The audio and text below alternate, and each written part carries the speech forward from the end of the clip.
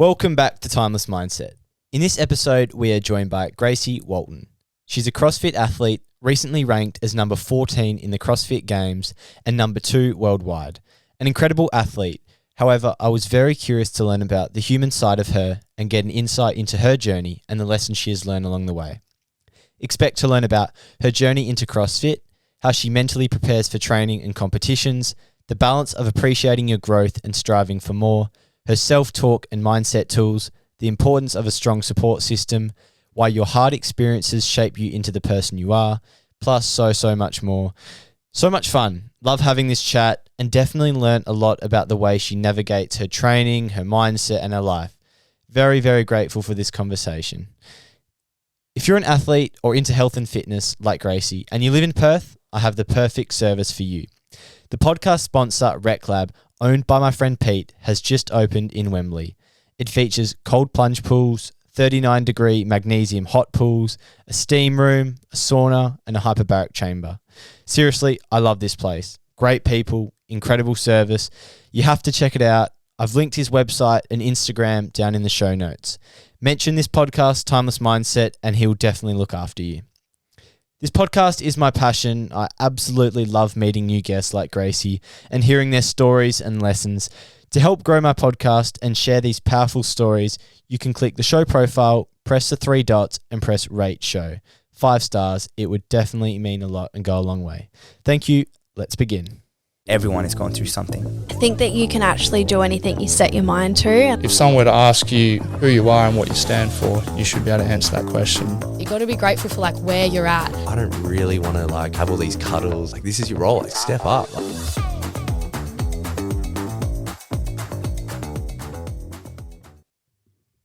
Gracie Walton, welcome to the podcast. Thanks for having me. So, where does it begin, the CrossFit journey? A bit of a niche sport. What got you into it?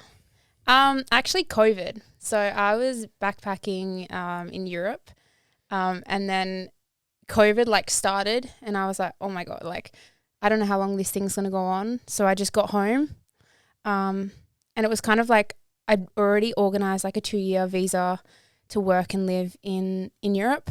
So I was kind of screwed. I was I don't really know what to do. I didn't really want to go to uni yet. And one of my friends was come just try CrossFit. So I started and then I literally just became obsessed with it. What was your mindset going to work, not going to go to uni, go work in London? What was that time like? I feel now that I look back on it, I feel it was just it was something just to fill the space. I didn't really have any kind of goal set and it was kind of just doing something. So yeah, it was kind of a little bit of a depressing time for me, but CrossFit really helped. You didn't feel any pressure to go down university line or anything from the family edging you towards a certain direction? No, not really. No one in my family has been to uni, so there was no external pressure from them. I did actually end up going and doing a year of uni, and I just it was in communications, and I feel all the stuff that I learned was kind of just almost common sense. I was what was it, communications? What sort of, is that a degree or something? Yeah, it was market. It was kind of marketing. I wanted to be a social media manager. And I was this is just what am I paying for? So I just stopped. Yeah, there is a bit of that. So what were your first impressions of CrossFit? Well, when I started it, it was kind of I just jumped in on the class. And I was just oh, this is a more intense version of F45. And I feel it was good to get into it. And the place that I was going was good because they were teaching you the skills. So there's a lot of gymnastics movements and weightlifting and stuff. So when you joined, where I joined, you had to do 6 1-hour fundamental classes to learn specific movements. And I feel without that, I would have been a little bit lost. So I was happy that they had that. Have you done many sports growing up that sort of helped you in CrossFit? Yeah. So I was really grateful when I was growing up. My mum actually let me do whatever I wanted. So I feel not only just sport, but like singing and like playing musical instruments and stuff. That really helped. I feel like just with like coordination. It's kind of weird. Yeah. But my main sports growing up was swimming and gymnastics. I always find that the people who have tried like heaps of sport end up being really good with like those fine motor skills, because it's such a important period, that young period. If you've tried heaps of sports, your balance improves. I've found that with myself, and a lot of the people who are active and getting out as a kid, they sort of able to transition into other sports quite easily. Definitely. And especially like doing CrossFit now. I was actually speaking with about this morning with Zane. Like, you kind of like are training with other people, and like certain movements and things just are like easy, and you're like, well, I was thinking like, why are they so easy and other people are like struggling? And it's like, you know, the 10 years you spent as a kid like swimming or doing gymnastics or just playing team sports as well just like builds that, and it's so cool. Can you explain a bit of CrossFit? I think I had Zane tell me some of this last time, but to be honest, it's hard.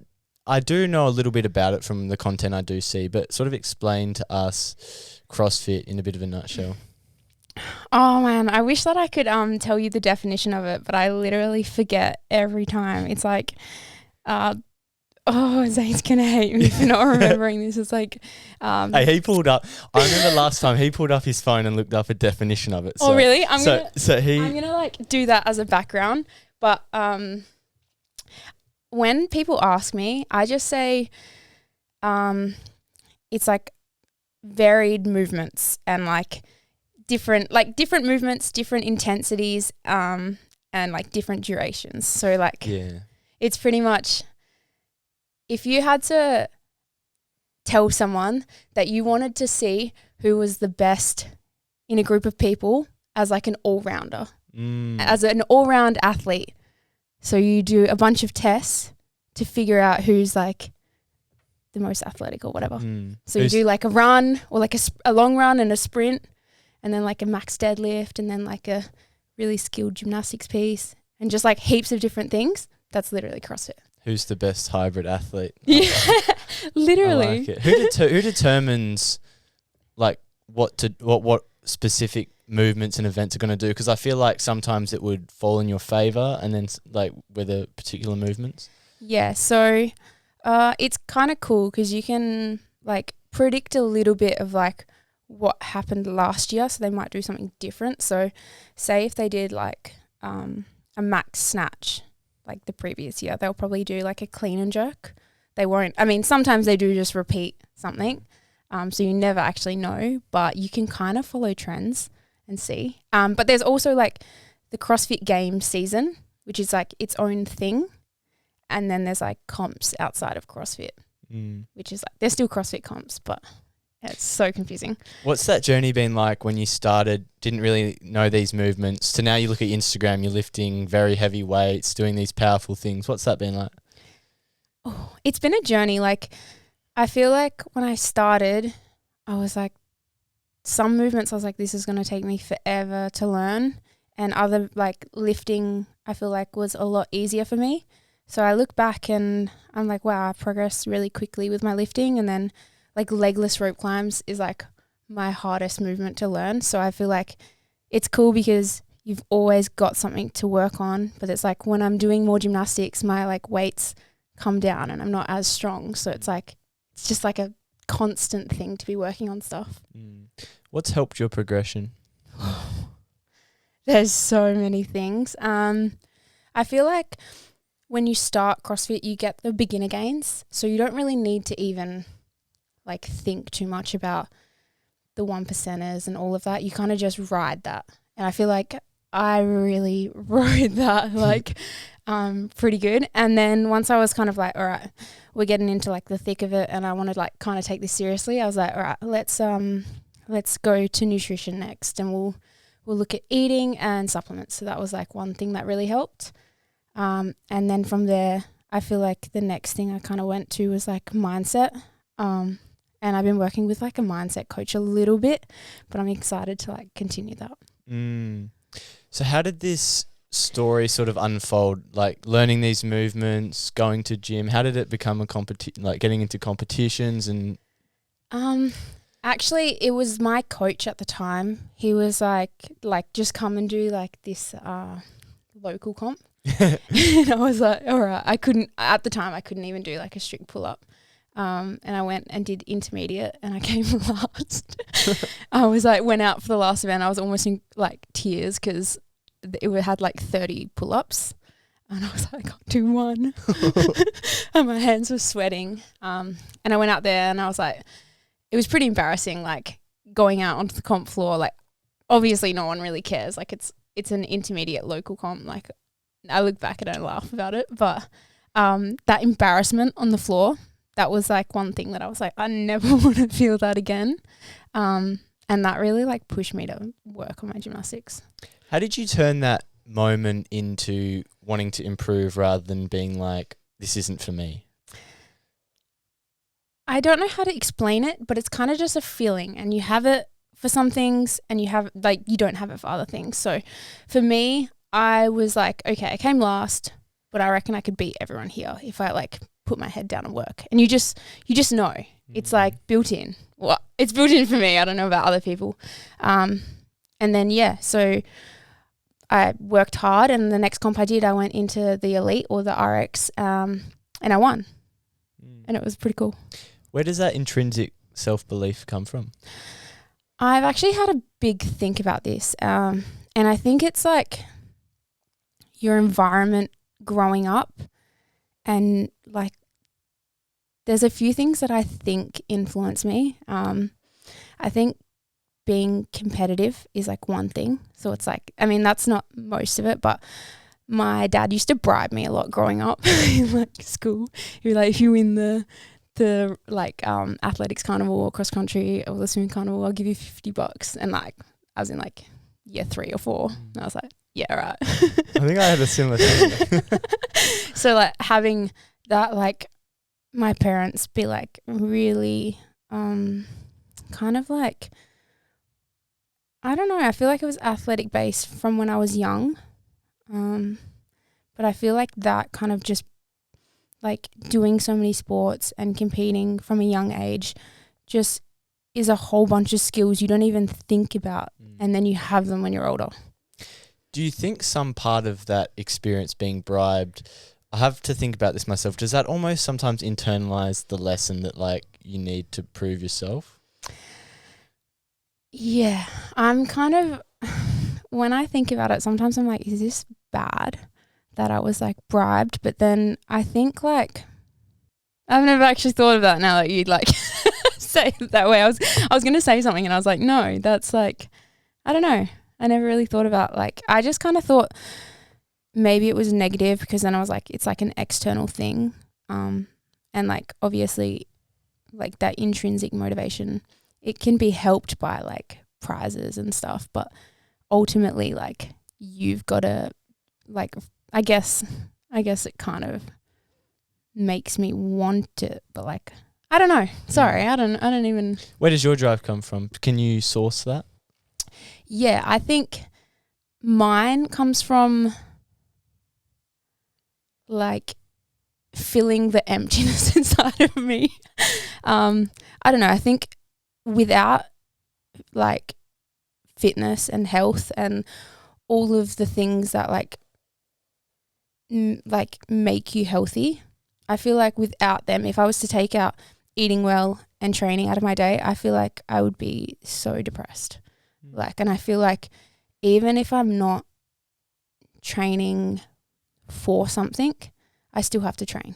And then because I have to train, I'm like, I might as well train for something. So it goes both ways.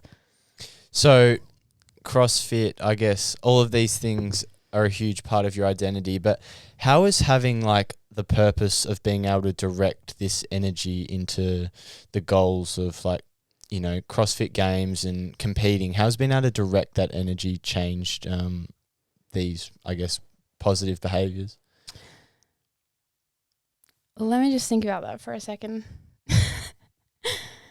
Well, I guess simply, how has now having CrossFit, like, have you always had this like drive to be healthy?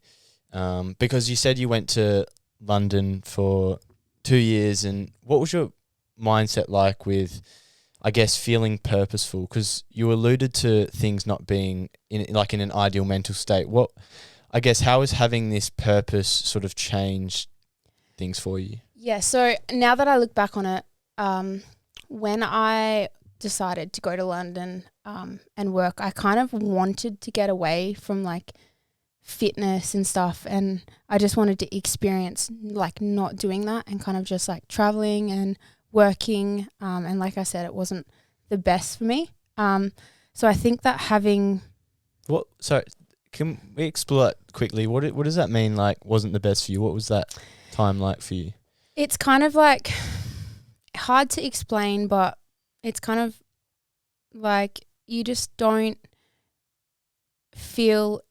I felt like I wasn't in the right like spot, and I always have gut feelings, and sometimes I ignore them, and sometimes I don't. And every time I ignore them, I look back later, and I'm like, oh my god, that's why. So the gut feeling back then was like, it wasn't really strong, but it was kind of like I felt unhealthy, like because I was drinking a lot and just working, and the gut feeling was like, all right, I need to like not do this. And so I feel like COVID was like secretly like helped me get back on track, which is kind of cool. Do you feel like because you have this intrinsic belief of what you're capable of, you know your potential, you can't lie to yourself? Like you just know when you're there in London, you can only distract yourself for so long from this feeling that you should be doing more. Yeah, I feel like the feeling is so strong as well. Like with everything, it's like, especially even in just a day's training, like if I don't give my all, I can't be like posting being like, yeah, like I give it all. Like I'm like, no, like even when I give my all, I'm like, was that everything? Like it's just a never ending like thing. How do you have that conversation with yourself? How do you know whether you are giving your all or you're just being too hard on yourself, but it's also the thing that propels you forward, so it's this balancing act? How do you navigate that? I feel like CrossFit's made me navigate it, because when I used to swim, my coach always used to say, like, never compromise. And like with swimming, you don't have to compromise anything, because it's like low impact, sorry. And so there's no reason to like skip or change anything. Whereas CrossFit, you've got your like monostructural sessions, and then you've got gymnastics and weightlifting. And it's like, okay, you want to give your best in every single piece, but like if my body's not feeling good and I lift a heavy weight, I could hurt myself seriously. So I feel like there's a fine line, and it gets me a lot still, between pushing and going, okay, I need to change something today in order to stay healthy. Because the one thing that's going to stop you from being your best, especially like in CrossFit, is an injury. So I feel like that's the fine line for me at the moment. What are the signals that you look out for? Obviously like niggles are a big thing. So if I'm having a niggle in my like weightlifting, I'm like, okay, I can't push the percentages on this. Everything else though, is pretty fine. Like with like the monostructural stuff, I can usually push like fine. It's more so just like the higher impact stuff. Yeah. How do you find the routine of training? Obviously, you do a fair bit of training, and similar to when I was speaking to Zane, like it's a lot of volume. There's a lot of time spent dedicated, whether it's just stretching. How do you find the like huge amount of investment of time into it? I actually love it, because like obviously like this is like my full-time thing now. But I love that the day is broken up into different pieces. So for example, like one day I might come in, and I might do weightlifting and then like a skill piece and accessories, and then I'll come home, chill for a little bit, go back, and then I'll hit like a workout, and do something else. So it's like every day I'm hitting like a bunch of different things, and it's like never boring. It's the best. How do you push yourself through a lot of those sessions? Like I'm sure a lot of them, it's easy to sit here and for me to think that it's easy, but I'm sure there's countless times where, you know, there's real mental struggles to get through sessions. What's your mindset like to, I guess, get through training and get the work done that needs to be done? One thing that I find has been helping me is kind of out of the week or the day that I might be like, this is terrible, I don't really want to train today. Like, everyone goes through it. It's like, what one thing can I take away from this piece or this session or this day? And that's one thing that's like really been helping me mentally. And then another thing that I try to do is kind of, I figure out the like lowest point that is like a base. So like, if I'm not feeling good and I can't give my everything, what's the highest point that is like that I can give that forms like a base? And then if I can continue to kind of build that even on the days where I'm like don't even want to be in the gym, then I'm still getting something out. I don't know if you understand that. Do you mean like you prescribe yourself like this minimum amount that you're going to do or have to hit even on your lowest days, and then over time you're trying to gradually improve that? Yeah, kind of. So for different things it's different numbers and different, some days it might even just be like a feeling or a heart rate, but if I can kind of gauge like the best I can hit on a bad day, at least I know that if I can improve that, I'm still getting something out of it. I want to know the difference in motivation when you just start out in your journey versus now, where you've got a lot more recognition, the results speak for themselves. What's the mindset space like in terms of motivation at those two differing points in time? Yeah, I feel like when I started, it was a lot more like just natural motivation. So I just felt like I wanted to go in the gym and like hit a PR or whatever, because you know that beginner gains, you're always lifting like new PRs. And then now I'm kind of like, the motivation doesn't come very often, but I still love what I do, and I don't really find pressure from other people or like people wanting me to do well. I don't feel like I put a lot of pressure on myself from that, which I think is pretty cool. So although I might have less motivation in the gym, I'm still like, I love training, and I think having Zane train with me as well, like, because we both do the same thing in the gym every day, it's like just having someone do everything with you is so like, it's not motivational, but it's like, it's inspiring, like kind of watching him do really well in the gym. I feel like it lifts me up. How do you consciously not put pressure on yourself? I think a lot of people would learn a lot if there's like a practical thing you say, because it's so hard to, I guess, prevent that, because a lot of us, you know, live our lives through the expectations of others, the connections to other people. How do you sort of do it for you? Well, I find that if like the only pressure really is the pressure you put on yourself. Like I don't really think there's anything as like external pressure. Like you either put pressure on yourself or you don't. And I always come back to like, at the end of the day, like I'm going to do the best I can, and it's better than not doing anything. And I feel like that itself is just like removes all pressure. So you just hold yourself to the best you can, and therefore you sort of feel fulfilled from whatever comp training session it is.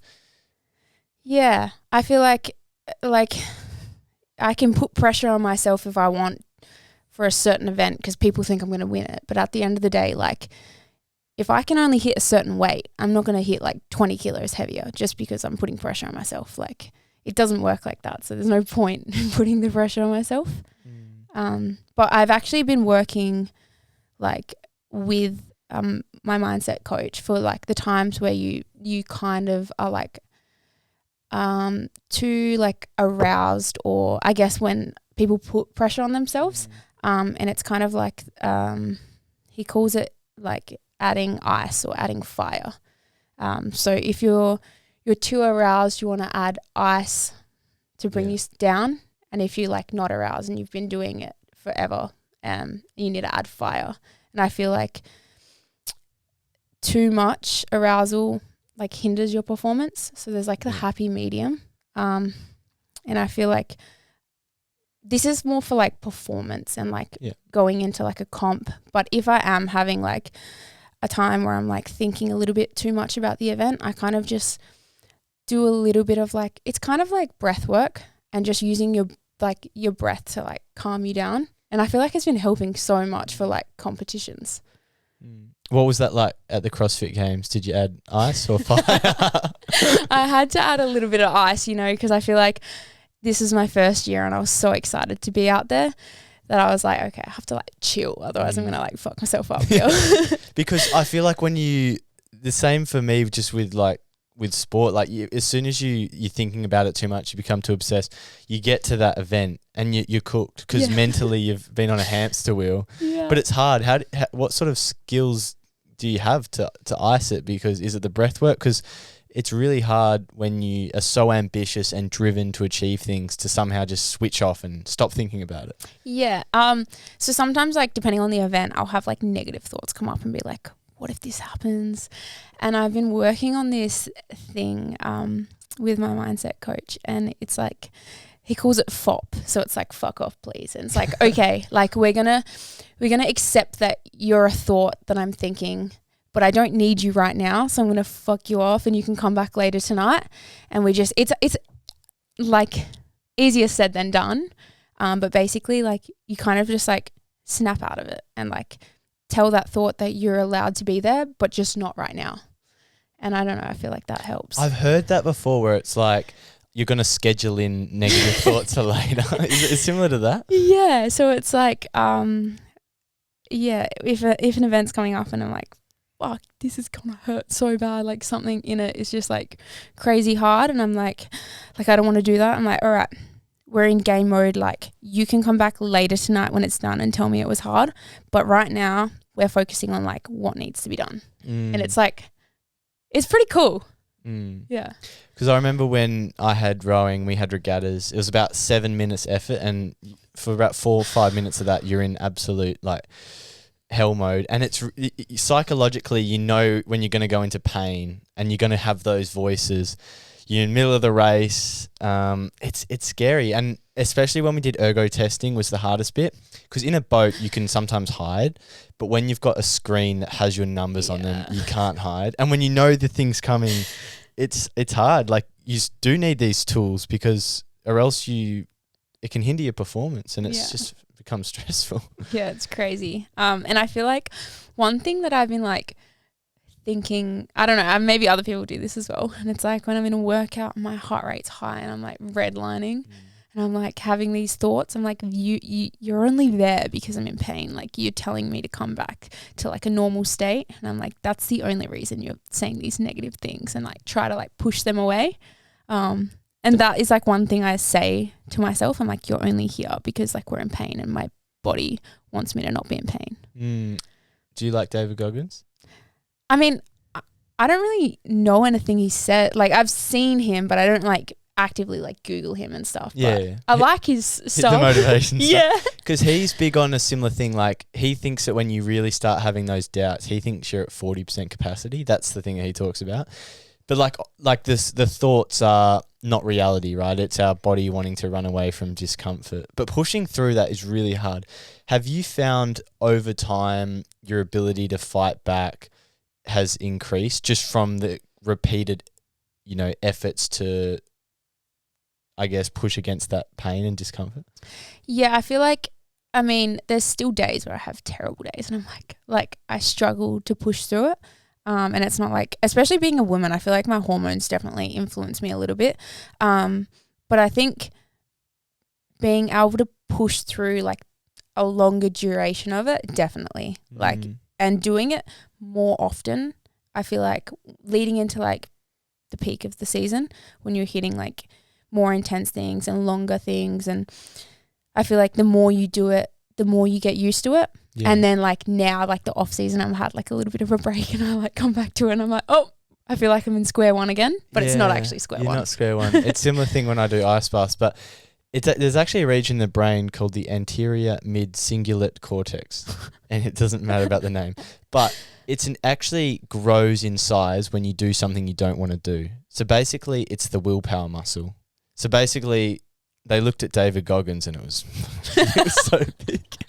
But it basically proves that science shows if you do hard things and you keep pushing that actually grows your ability to fight back against these voices. So it's good to sort of have that comfort of knowing that the discomfort you're pushing through in life, it's like growing a muscle for the mind, which is interesting. Yeah. I always thought of it as like the arousal effect kind of thing, where it's like you start doing one thing and then you want to do it like more. That's like me with training. Like once I start training, I'm like, I just want to keep going. And then, or like when I don't really swim that much, but like when I hop back in the pool and I do like a longer session, I'm like, oh, I want to get back into swimming. And then I like go home and I'm like, no.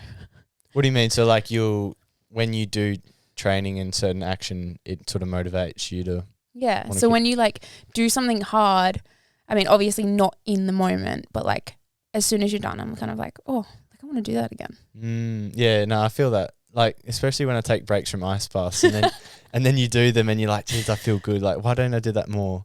But it's like we hide away from that discomfort, right? Because like we don't want to face it. But then when we go through it, like it's the best feeling. Do you get those feelings quite often? Because I'm sure your training volume's quite intense. What's a week look like for you? And I guess how do you sort of, saying I'm really interested in is how do you feel after sessions? Like, is it a combination of some days it feels amazing, some days thank fuck I got through that? Sort of interested in how that works. I think like each day, like most of the time I'm pretty cooked just from a full day's training, but especially like in season, when the volume's a little bit higher, I feel like I do 2 days on and then 1 cardio day and then 3 days and then a rest day. So usually like when my volume's like at its peak after the 3 days, like the Sunday night, because I rest on a Monday, I'm like, oh my God, like I don't know if I could train another day like that. And I think that's good because I feel like I never used to take a rest day because I was always like, people are going to catch up like if I'm like resting. But now I've understanding that my body needs the rest and my joints and everything. Yeah, I feel like, yeah, I'm glad I take rest days. Do you do an hour of stretching every night? That's what Zane said he does. Is that a truth or not? That is the truth for him. But I have not done an hour of stretching. I've done a little phase where I did a half an hour, and even then, I don't know how he does it, hey. I mean, he needs to do it because his mobility like isn't the best, and I think that I can get away with it because I'm so mobile. This is the one thing that's going to be the death of me. Yeah. I always just say like, because he stretches in the bedroom. Yeah. And I'm like, oh, there's not enough room in the bedroom for like both of us to stretch on the floor. Yeah. But I mean, I'm going to start. I spoke with my physio this morning. I'm like, I'm just going to lie on the Shakti mat for like 5 minutes. I'm like, that'll be good for me. Yeah. What was that process like when you stopped like materializing these newbie gains and, you know, stopped hitting personal best and you had to find little 1% improvements and you had to trust this process of small improvements accumulating? What was that like? I'm not going to lie, it's a little bit depressing. You see other people going to the gym that are like newer and they're like, yeah, I just hit a 10 kilo PR, and I'm like, I haven't PR'd in 2 years. Yeah, it's pretty like sad, but it's frustrating. Good. Yeah, it's frustrating. Like obviously, like there's like you're not just gonna keep getting 10 kilo PRs. Like I'm not gonna be like deadlifting 400 kilos. Like let's be honest. But I feel like once those beginner gains started to like stop, it was kind of like, all right, we have to like almost push a little bit harder. But I always wanted to train kind of like, I don't know how to say this, like almost train as little as I can while improving as much as I can. So then it's like, you know, I notice that I'm not improving in something. It's like, okay, I've got the capacity to ramp up my training, rather than being like, all right, I'm training 15 hours a day and like I stop getting better. I'm like, I've got no more time, like no more intensity. I'm cooked. So you're trying to find the threshold of improvement, sort Pretty of. much, yeah. Interesting. And what have you looked towards finding small improvements? What have you tried? What has been some important lessons from that? I feel like there's not really anything negative about trying new things and finding 1%ers. Like, even if it doesn't work, I feel like it's still good to explore things. And I see a lot of things that are like 1%ers that might help, but a lot of the time just following the basics and doing the basics properly is like the way to go. I feel like a lot of people try and find like a mystical, perfect answer where if they just nail the fundamentals, the foundations, they're probably going to be in a pretty good position. Yeah. Like, I see people on especially like social media and they're like, yeah, I'm having this supplement and I'm doing this and that. And it's like, yeah, but are you in bed for 10 hours and getting 8 hours of quality sleep? And like, what's your nutrition like? And like, I guarantee if you look at like your sleep and nutrition, they're probably not doing that properly anyway. So What about environment? Like you spoke about Zane, but just surrounding yourself with good people, having a good gym, good systems, but not just like the people, but the environment, like your plan, the food you have in your house, etc. Those sort of things. And how important is that for being an athlete? I feel like it's like one of the most important things that isn't really talked about. And I feel like I don't really need to talk about it because I feel like I have such a good environment. But like, for example, like if you have a partner or like a group of friends that you're friends with and you're wanting to train like and compete high level and they're like drinking on the weekends and like wanting to always go out for food and stuff, and it's like, it's not going to help your performance. So I think that like having Zane as my partner with the same goals, like we don't drink. I mean after a big comp, maybe once a year we'll drink, but like we don't drink or like go out. And I feel like our routine is so set that it's like just awesome. Yeah. How's your circle of friends and I guess life you had sort of before going to CrossFit and how that sort of evolved through your CrossFit journey?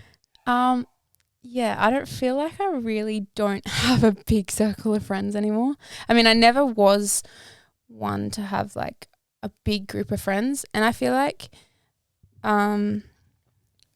almost growing up the way I did and just like my family, like my dad always being like, no, like I don't want you to go to friend's house and stuff, like him having like putting like trust issues in me made it hard for me to go out and have friends. And I like feel like when I'm with a group of people I'll exclude myself, but I feel like that also helps me because when it comes to like CrossFit, I'm like, because of that it's like I put more time into like myself, which is almost like good. So I feel like as long as you like have a group of friends that aren't hindering your performance or training, it's fine. But for me, I feel like the people who weren't like involved in CrossFit or the same things as me kind of like were distanced away as I got more invested into the sport. I feel like that's a common thing. Like I've had so many guests and people who are doing what they want, chasing their dreams. A lot of the sacrifice is their circle. Like they have a quality small circle because there's only so much time that you can invest, and managing relationships is hard. Like you have to put a lot of time into it. Yeah. I think as long as you've got like one person that stands by you, I think you're sweet. Like for me, it's Zane. So like as long as I've got Zane with me, I'm sweet. Yeah. Yeah. How did you guys meet? I can't remember. No, he told me you met at is it Dignus? Dignus. Dignus Athletica. Dignus Athletica. Yeah. So yeah, that's the gym we train at. And I used to not train up here. I used to train down south. And then I used to just come up on the weekends and do like Saturdays. And then I don't know why Zane came. I think Costa, our gym owner, messaged him, and he was like, I think he said, if you want to be like one of the big dogs, you have to come train with the big dogs. And then Zane's like, yeah, I'm going to come train with you guys. And then he started training, and I was like, who's that guy? Like, because it's like we had a big group of people, but like we kind of knew everyone. So yeah, he started training, and then we started hanging out. And then I was like, oh, he lives up here. And then I just started living with him. Come on, there's got to be something to it. How did Zane make his move? I'm curious, this love story. Actually, I was well, I mean, so we were like training. We finished training Saturday, and we have like the Scarber Markets. Yeah. I was like, yeah, a bunch of us are going to the Scarber Markets, but there was no one going. Just you.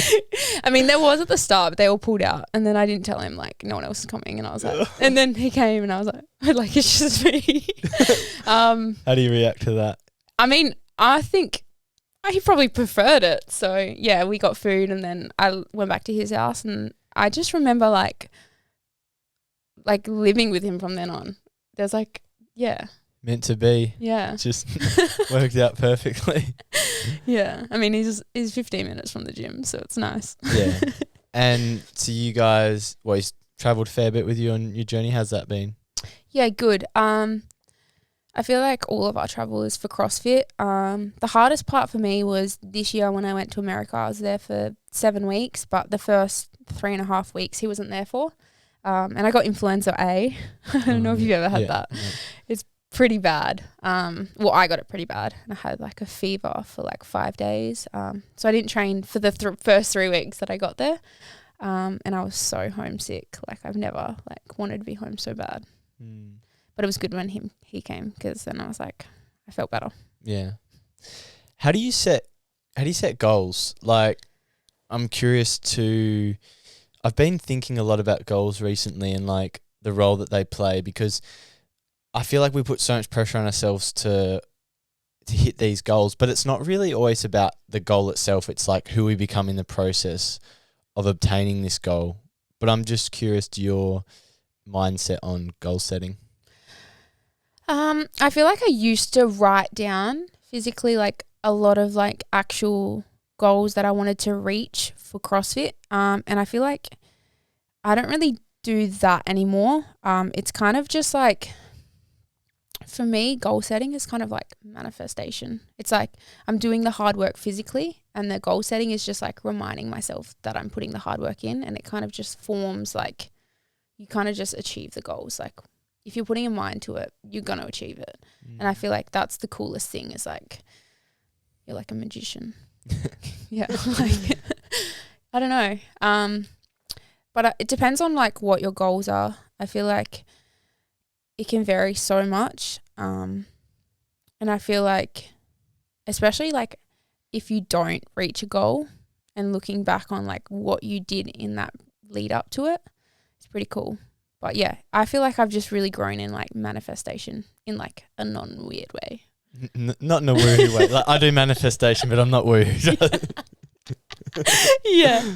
I'm like standing in front of the mirror, like, don't even worry. Affirmations. Yeah. There's nothing wrong with that. I know. There's a lot of science to prove that they can work.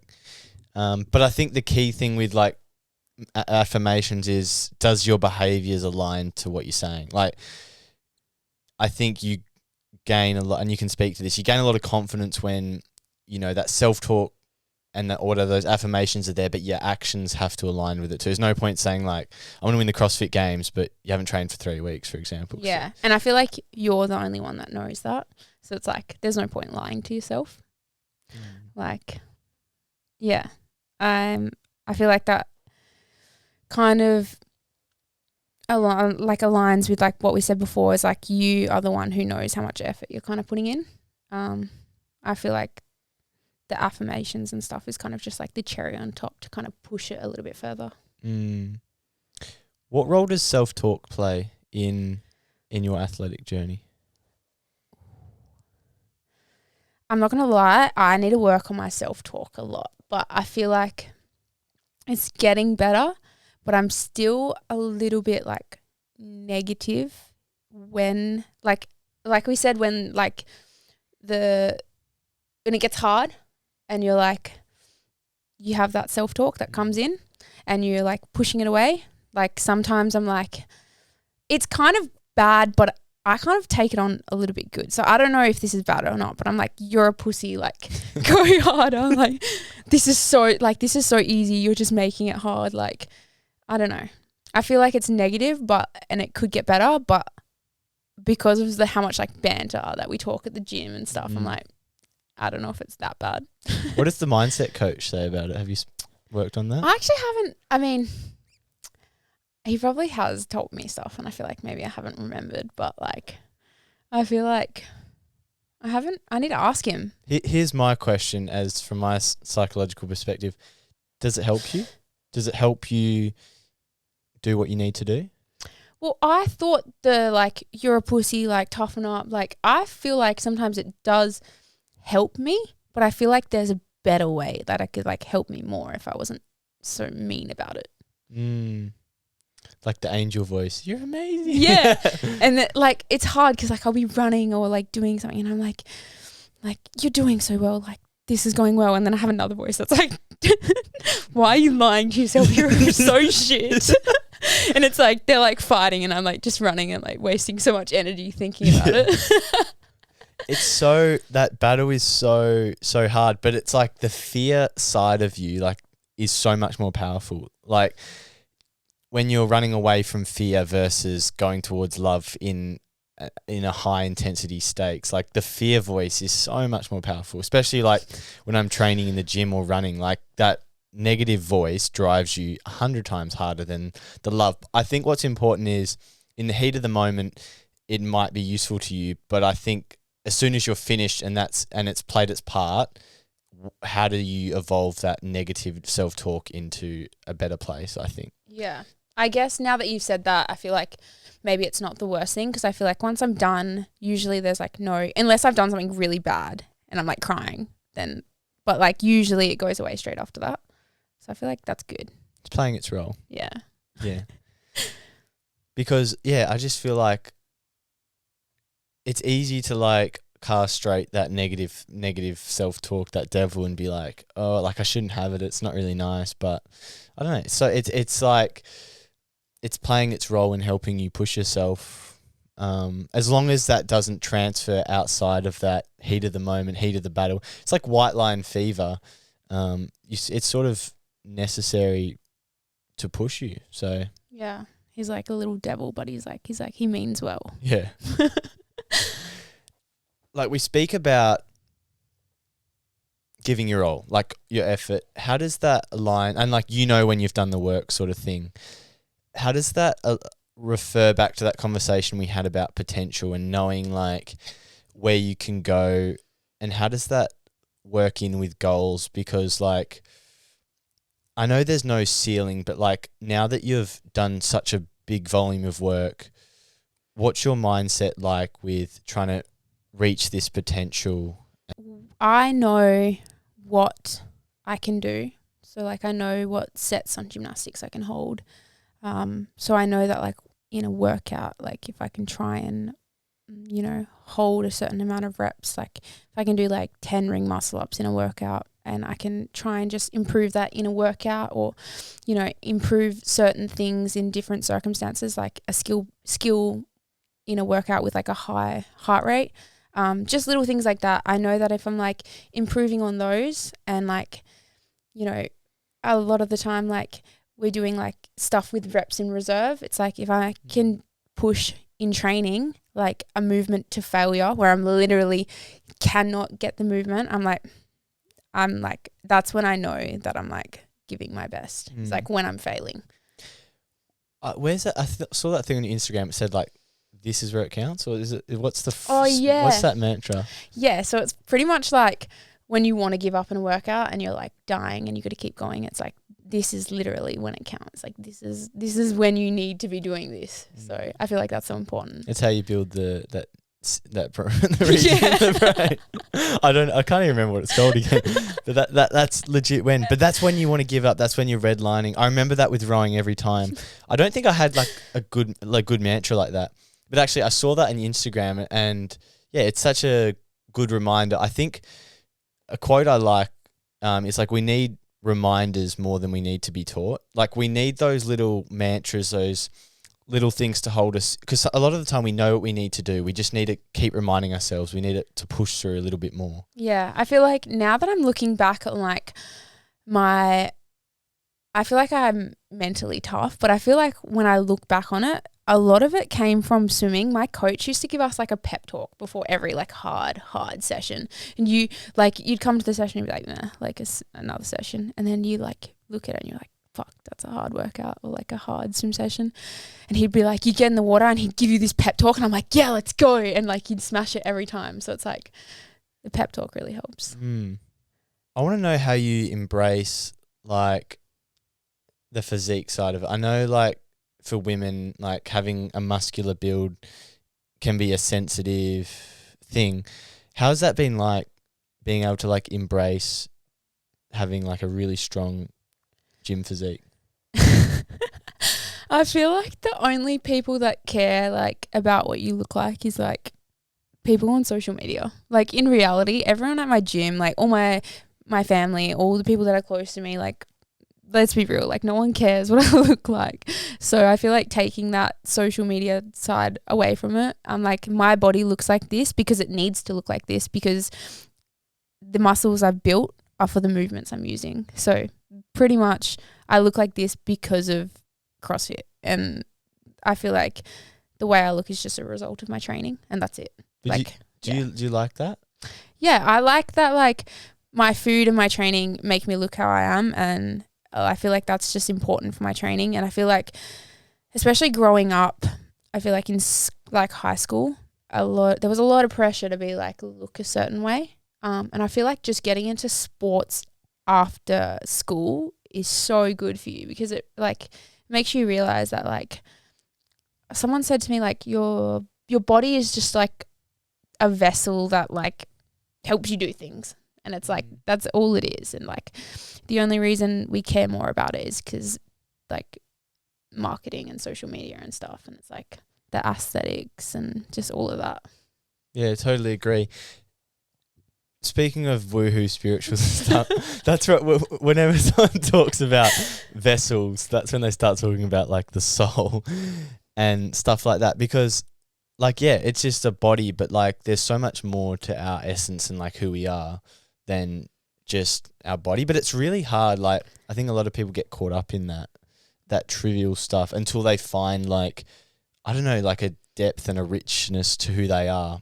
It sort of takes a backseat. Yeah, I feel like definitely like once you know who you are and what you want to do, I feel like you aren't like pushed to like other people's ideas of things. And I feel like I definitely got caught up in like body image, especially when I got back from Europe, and I went vegan for 6 months and lost heaps of weight.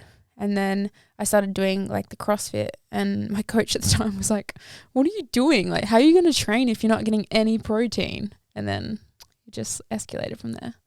Slowly learnt little lessons. It just takes time. How was that protein? Sorry, not protein. The vegan diet. I'm not gonna lie, it was terrible. A lot of veggies, a lot of beans. Like, don't like tofu. It's terrible. And like I feel like veggies are yum, but like only eating veggies just makes you crave meat and like dairy so much more. Yeah. What do you think's an optimal diet? Have you tried a variety of different things? Yeah, after I went vegan, I actually went carnivore. So it's like two opposite ends. Yeah. But I feel like I just kind of find a happy medium of like everything, just a little bit. Like, yeah, you got to get your protein, got to have your fats to keep your hormones happy, got to have your carbs to train, like to fuel your training, and then veggies and all that for fiber and the little micronutrients, and we're good. So just everything now. What do you think's been the biggest challenge for you in your CrossFit journey so far? I feel like everything's been a challenge. It definitely has taken me a while to learn that it's okay to eat all foods. I think, definitely nutrition. Also, like, I used to wonder, like, am I doing enough of my training? And I always used to just say, like, I think the only difference between me and like an elite athlete, like this was like a few years ago when I was like had done nothing, is like the experience they've built. So just like building that experience and questioning like whether I'd done enough was a big thing. And I feel like even now, like I know that I'm doing a lot of the right things, but I still question like, am I doing enough? And I think it's good. It's a challenge, but it's good because it helps me to grow. Yeah, I think that healthy, like, you don't want it to dominate your mind, but having that open-mindedness that there could be improvements to be made is a good thing to have as a human, as an athlete. But then has there been ever an obsession, like where you're unable to sort of almost be like, I don't know the word, but like you're so fixated on, oh, am I doing enough? And it's this constant hamster wheel running, like, I don't know. And you can't really enjoy what you're doing because it's such a, you're just unsure whether these are the right things. Yeah, I feel like for a little bit of time, I think it was 2021 to 2022. I think it was then. And I was like, decided to commit myself to like a full year of training to see if like I could improve and if I wanted to take this like full time or if not. And during that time, there was a lot of like questions of like, am I doing enough? But I feel like now, like, I don't really stress about it because I know that like the work that I've been doing has been enough.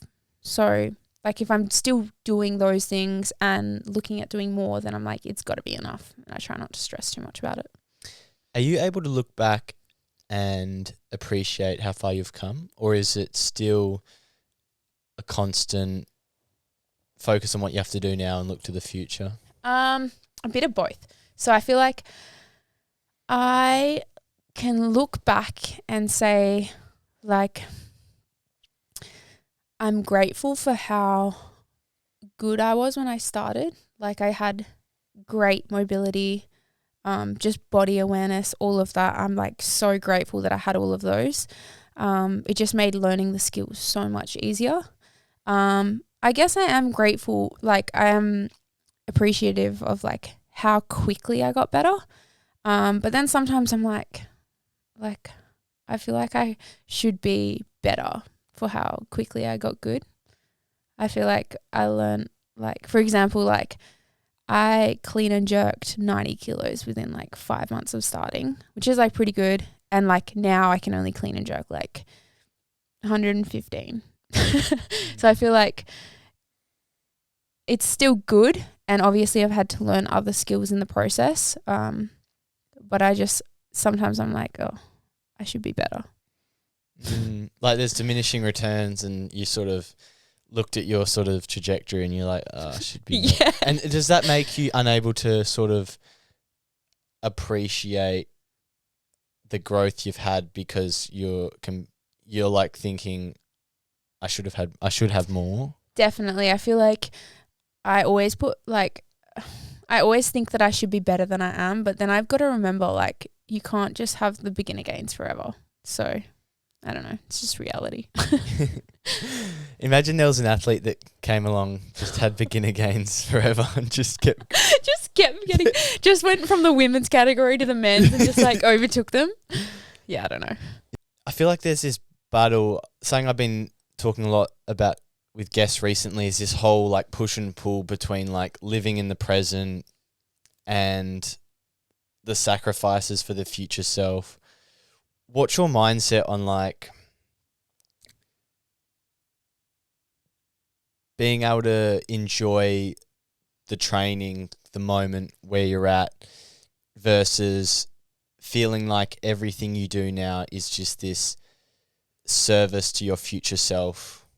Because I feel like a lot of people who become athletes can easily fall into the cycle. I've done it before mentally, where it's like, I hate this, but one day it'll all be worth it. I don't really like myself or what I'm doing right now. This sucks. But one day I can appreciate how far I've come. What's your current mindset towards with that push and pull? I feel like I'm kind of 50-50. Like, there's definitely some days where I'm like, I hate this. Like, this is so hard. Like, how it's so boring. How do I do this every day? And then I'm, at the same time, like, I'm just doing it for like my future self. But then other times I'm like trying to learn to love the hate, like the hard stuff. And I'm not saying it's easy, but definitely trying to enjoy things. Like, I might like hurt myself really badly in the next year and like never be able to do it again. So I'm like trying to be grateful that I can move right now. And I'm like, I'm grateful that I can hurt this bad, because there's people out there that can't. So I don't know. Just like between those, it's, yeah. So do you feel like your mental state dictates the sort of thought that you pull onto? So like, if you're motivated, it's really easy to slip into like, oh, I'm grateful, I love this, training's amazing, and then when it's painful, you're redlining and it's a shit day, motivation's not there, you sort of tap into you put the heater on. Yeah, no, definitely. I think that like my mood as well definitely like influences it. But yeah, not always, but most of the time I think that how I'm feeling definitely influences it a lot. Okay.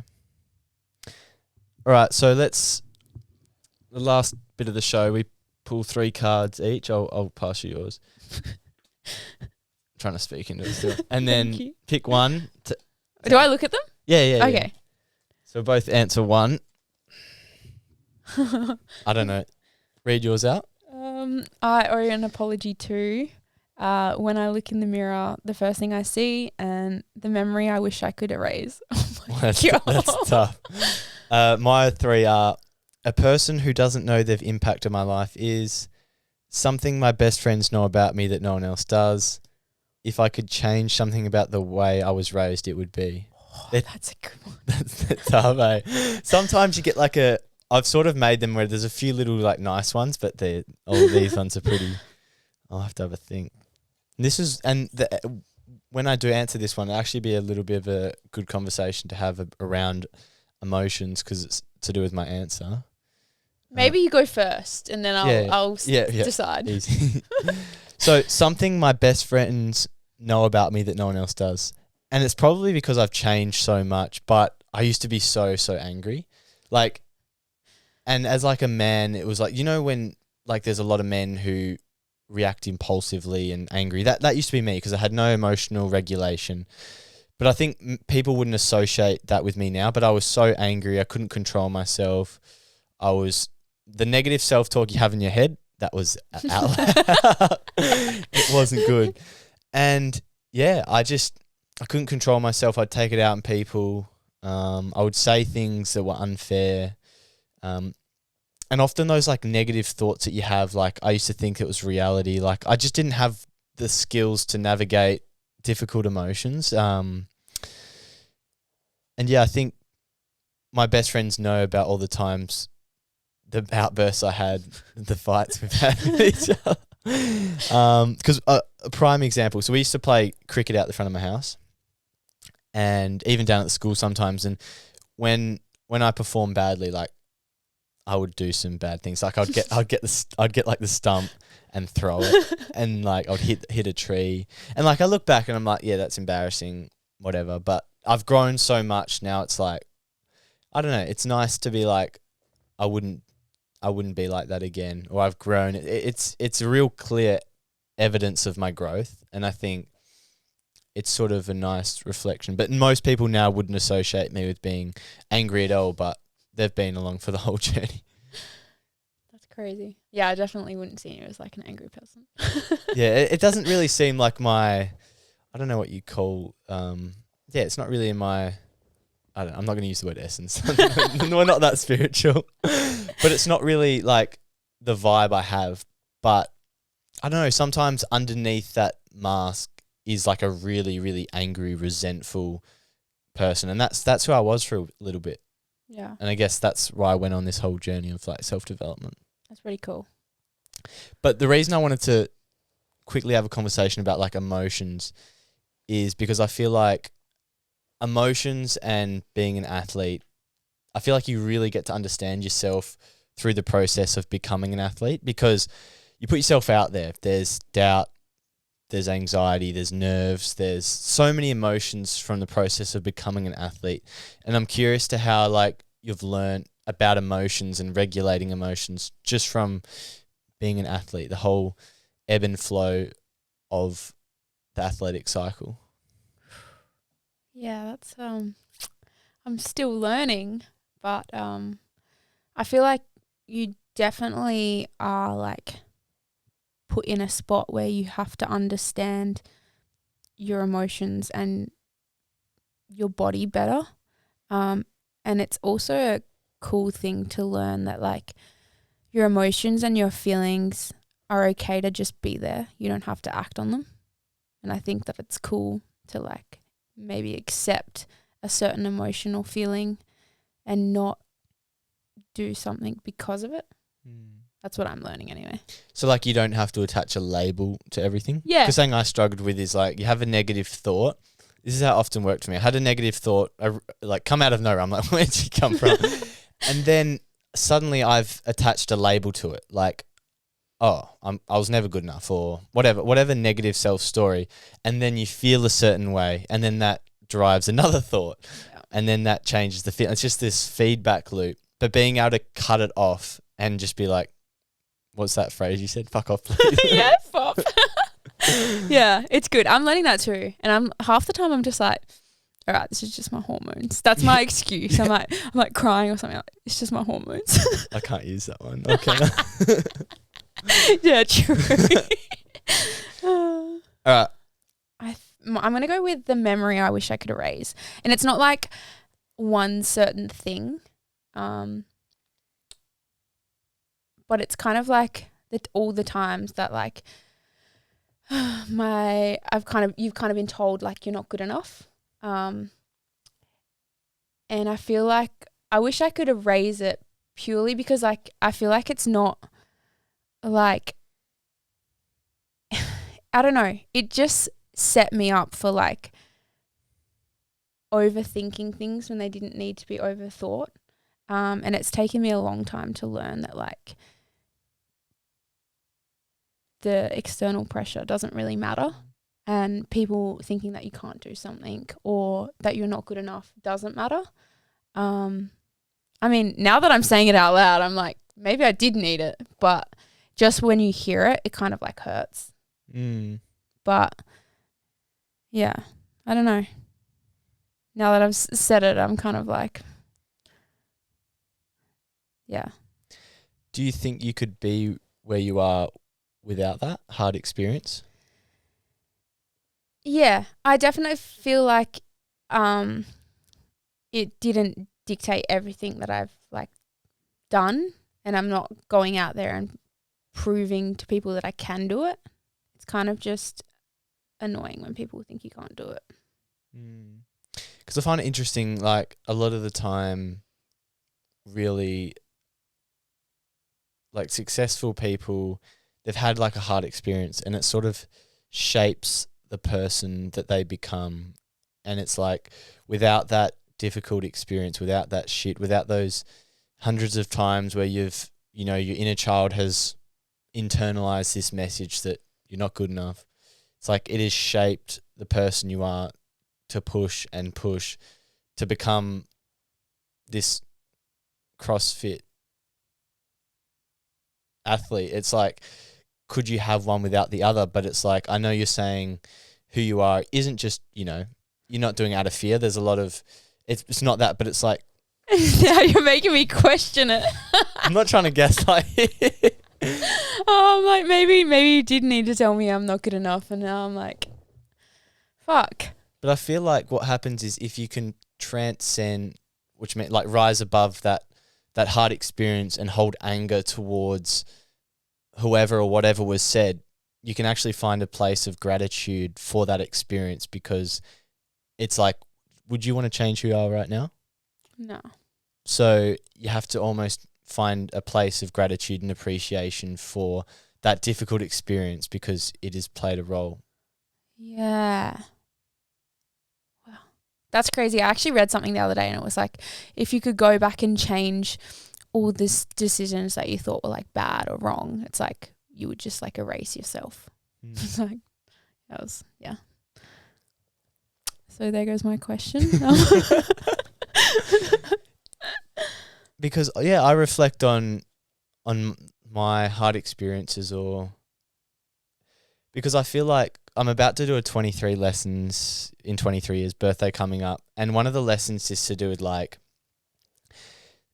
every emotion's on like a spectrum, right? Like from feeling totally unloved and heartbreak to being totally in love.